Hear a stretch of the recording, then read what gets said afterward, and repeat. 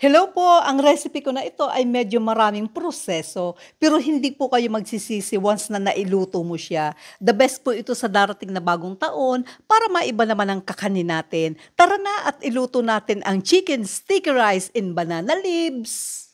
Kalahating kilo malagkit rice, soak for 2 hours. 2 tablespoon hebe or dried shrimp, soak for 1 hour. Dried mushroom, soak for 1 hour. Set aside. Sa sauce naman, 4 tablespoon soy sauce, 2 tablespoon oyster sauce, 1 tablespoon dark soy sauce, 1 tablespoon sesame oil, 1/4 teaspoon white pepper, 1/4 teaspoon 5 spice, and then whisk. Sa isang bowl, maglagay ng 2 and 1/4 cups na tubig. Tapos ibuhos dito yung kalahating sauce na ginawa kanina. Tapos ito po kasi yung magiging tubig ng sinaing na malagkit na binabad ko for 2 hours. Bali, rice cooker cup ang gamit ko.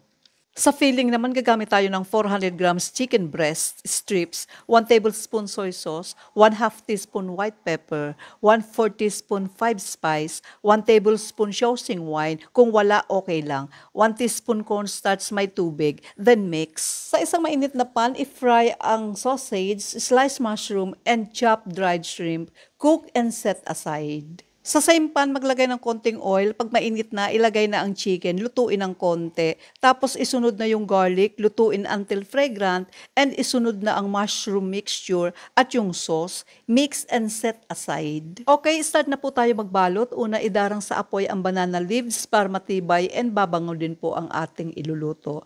Maglagay na ng sinaing na malagkit doon sa ibabaw ng banana leaves. I-flat ng konti, tapos maglagay sa gitna ng chicken filling.